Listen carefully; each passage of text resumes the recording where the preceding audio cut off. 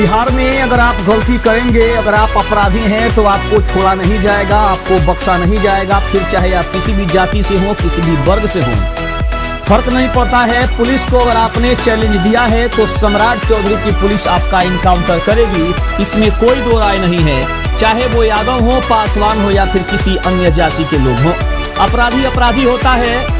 और अब साफ तौर पे बिहार में मचेगा हाहाकार। चिराग पासवान और सम्राट चौधरी की जोड़ी ने बिहार में शुरू किया इनकाउंटर राज।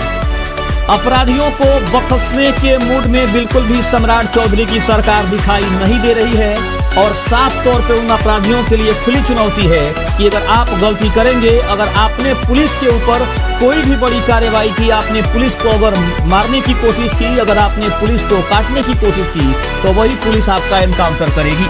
नमस्कार, मैं हूं संजीव और आप देख रहे हैं आप तक न्यूज। अगर आप हमारे चैनल पर नए हैं तो चैनल को जरूर सब्सक्राइब कर लें। बता दें कि बिहार में अपराधियों के खिलाफ पुलिस का कड़ा एक्शन देखने को मिल रहा है। हाल ही में एक ऐसी घटना सामने आई है जहां एक अपराधी ने ड्यूटी पर तैनात चौकीदार की चाकुओं से गोद कर हत्या कर दी है। आरोपी की पहचान यादव के रूप में हुई है, जिसकी तलाश में पुलिस लगातार छापेमारी कर रही है। बताया गया है कि मृतक चौकीदार ने पहले भी इस अपराधी के खिलाफ थाने में लिखित शिकायत की थी, लेकिन उस समय कोई कार्रवाई नहीं हुई थी। बिहार के मुख्यमंत्री सम्राट चौधरी ने पुलिस को खुली छूट दे दी है। उन्होंने स्पष्ट रूप से कहा है कि यदि कोई पुलिस को चुनौती देता है तो उसे 48 घंटे के भीतर जवाब मिलना चाहिए। सम्राट चौधरी ने अपने बयान में जोर देकर कहा है कि बिहार को अपराध मुक्त बनाने के लिए सुशासन जरूरी है और इसमें अपराधी की जाति या धर्म मायने नहीं रखती है।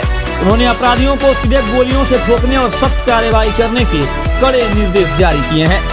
बिहार में पहले भी रामधनी यादव और सोनू यादव जैसे अपराधियों के एनकाउंटर हो चुके हैं। प्रशासन का लक्ष्य अपराधियों को एक कड़ा संदेश देना है कि पुलिस पर हमला करने या बड़ी घटनाओं को अंजाम देने वालों का हश्र बहुत बुरा होने वाला है। अगर बात करें तो राजनीतिक माहौल में चिराग पासवान की भूमिका भी काफी महत्वपूर्ण और बहुआयामी दिख रही है।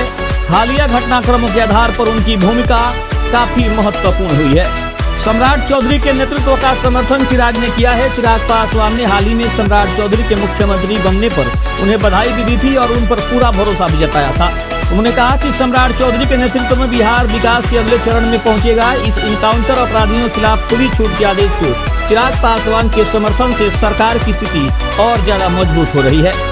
चिराग पासवान अक्सर बिहार में जंगल राज की वापसी और गिरती कानून व्यवस्था पर सवाल उठाते रहे हैं। वे अपराधियों के खिलाफ कड़ी कार्रवाई के पक्षधर रहे हैं। इस मामले में जहां एक अपराधी ने एक चौकीदार पर हमला किया है, चिराग पासवान का रुख स्पष्ट है कि अपराधियों में कानून का डर होना चाहिए।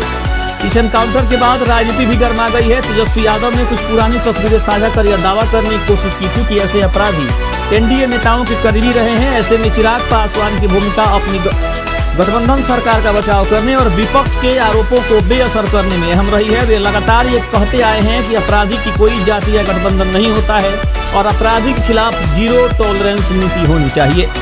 चिराग पासवान ने अपने विजन के तहत बिहार को अपराध मुक्त और विकसित बनाने की बात करते हैं। उनका मानना है कि जब तक प्रदेश में अपराधियों का बोलबाला रहेगा तब तक उद्योग और निवेश नहीं आएगा। इसलिए सम्राट चौधरी द्वारा पुलिस को दी गई खुली छूट चिराग पासवान के इसी विजन के साथ मेल खाती है। चिराग पासवान इस समय सरकार के एक मजबूत स्तंभ के रूप में खड़े हैं, जो अपराधियों के खिलाफ सख्त कार्रवाई न केवल समर्थन कर रहे हैं बल्कि इसे सुशासन के लिए अनिवार्य भी मान रहे हैं।